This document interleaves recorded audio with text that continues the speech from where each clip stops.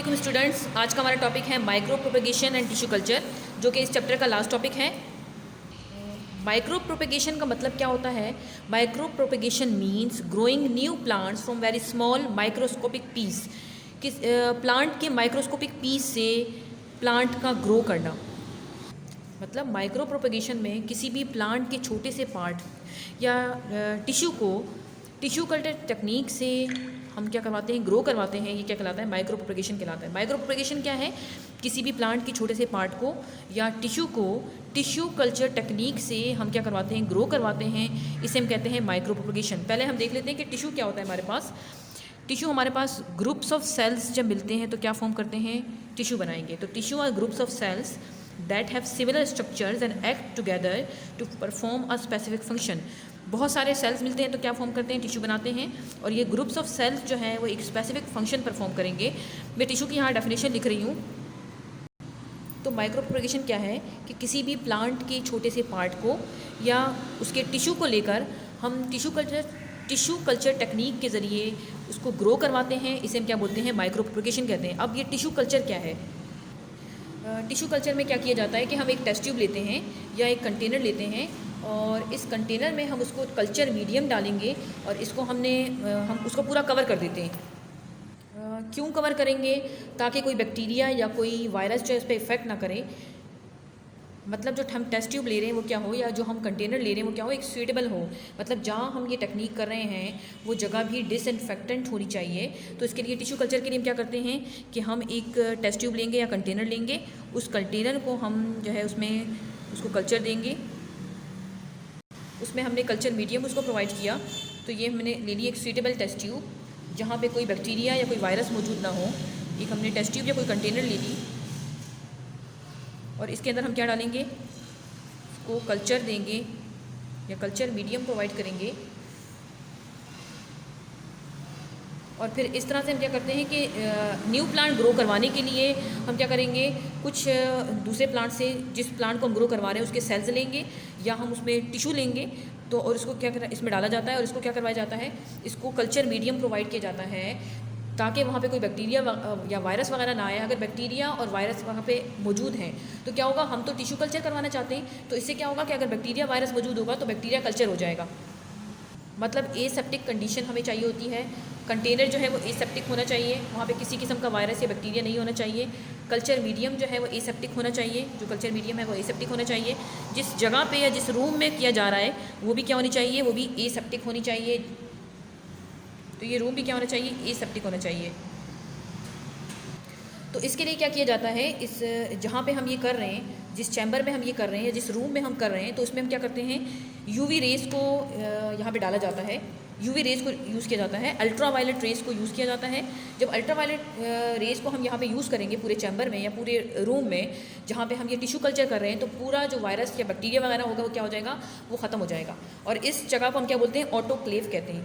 Autoclave कहा जाता है, जो तकरीबन इसको 120 डिग्री सेल्सियस टेम्परेचर प्रोवाइड किया जाता है। और इसके साथ क्या करते हैं हम 15 से 30 मिनट्स तक हम इसमें क्या करते हैं, अल्ट्रावायलेट रेस को पास करवाया जाता है। जिसकी वजह से क्या होता है कि जो बैक्टीरिया वगैरह है, जो वायरस वगैरह वो क्या हो जाएंगे, वहाँ पे डिस्ट्रॉय हो जाएंगे, ख़त्म हो जाएंगे। तो इस तरह से हम क्या करते हैं, एक नए प्लांट को ग्रो करवाएंगे। किसके ज़रिए, टिश्यू के ज़रिए या फ्यू सेल्स के ज़रिए। ये हमारे पास क्या कहलाता है, टिश्यू कल्चर टेक्निक कहलाता है। तो टिश्यू कल्चर क्या है? Tissue culture is the growth of tissues और cell in an artificial medium separate from the parents organisms. मैं यहाँ पे टिश्यू कल्चर की डेफिनेशन लिख रही हूँ।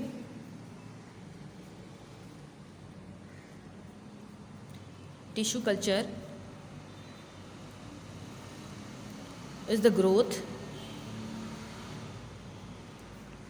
ऑफ टिश्यूज़ और सेल्स। नंबर ऑफ सेल्स मिलते हैं तो क्या फॉर्म करते हैं, टिश्यू बनाएंगे। इन एन आर्टिफिशियल मीडियम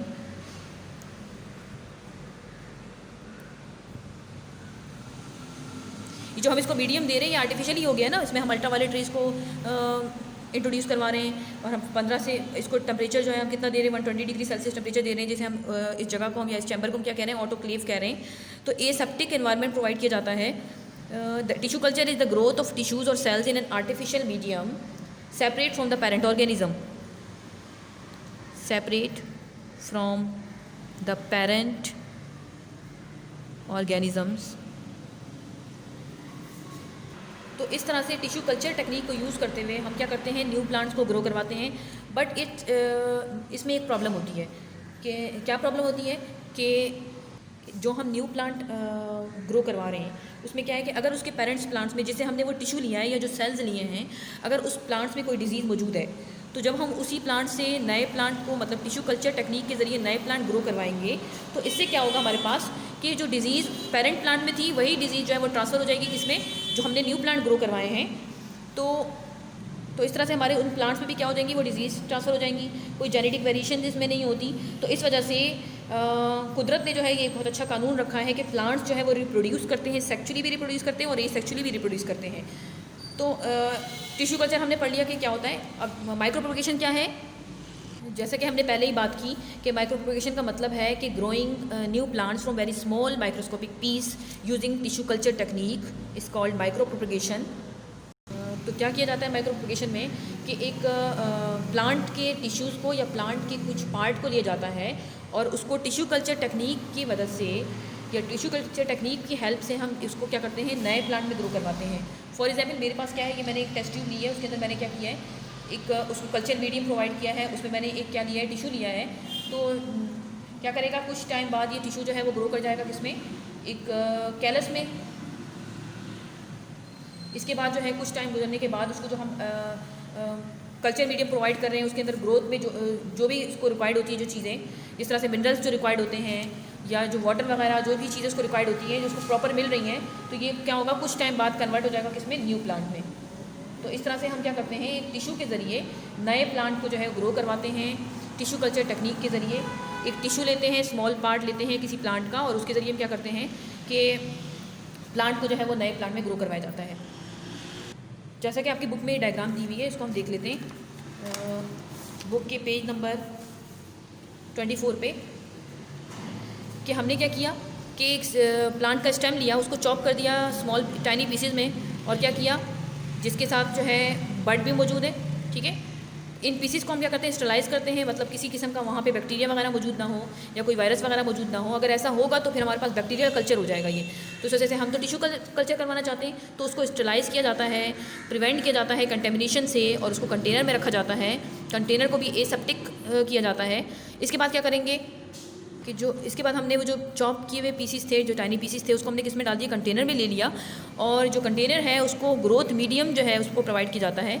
उस छोटे पीस को जो है ग्रोथ मीडियम प्रोवाइड करेंगे जिसमें प्लांट्स जो है उसको हर चीज़ जो है उसकी मौजूद होनी चाहिए ग्रोथ के लिए, नॉर्मल हेल्दी ग्रोथ के लिए। फॉर एग्जांपल मिनरल्स वगैरह हैं। अगर हम नाइट्रोजन की बात करते हैं तो नाइट्रोजन हमारे पास क्या करेगा, उसमें नाइट्रोजन होना चाहिए जो क्या करेगा, न्यू प्लांट टिश्यू फॉर्म करेगा, प्रोटीन फॉर्म करेगा।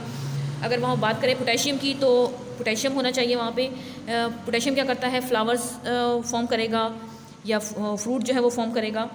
इसके बाद हमारे पास फॉस्फोरस होना चाहिए। फॉस्फोरस क्या करता है, जैसे हमारे पास फॉस्फोरस है वो रूट्स जो है वो बनाता है। और मैग्नीशियम वगैरह, मैग्नीशियम क्या करता है, क्लोरोफिल फॉर्म करेगा फोटोसिंथेसिस के लिए। तो ये सारी मिनरल्स वगैरह होनी चाहिए जो क्या करें, इसकी ग्रोथ में हेल्प करें। और एक और चीज़ वहाँ पे होनी चाहिए कि it also contain routing hormones. Routing hormones होने चाहिए जो क्या करें, न्यू रूट्स को क्या करें, ग्रो करवाएं। अगर हमारे पास उस प्लांट को उस कंटेनर में उस पीस को सब चीज़ें मिल रही हैं उस कंटेनर में, तो क्या करेगा, वो जो पीस होगा स्टेम का वो क्या करेगा, ग्रो करेगा एक नए प्लांट में और उसकी रूट्स इस तरह से फॉर्म होंगी। नया प्लांट जो है वो बनेगा। उस नए प्लांट को फिर रखा जाता है ग्रीन हाउस में। इस ग्रीन हाउस में हमारे पास क्या होता है कि कोई भी पेस्ट उसको जो है इन्फेक्ट ना करे, कोई बैक्टीरिया या वायरस वगैरह उसको इन्फेक्ट ना करे। तो इस तरह से हम माइक्रो प्रोपगेशन के ज़रिए टिश्यू कल्चर टेक्निक को यूज़ करते हुए न्यू प्लांट्स को ग्रो करवाते हैं। Thank you.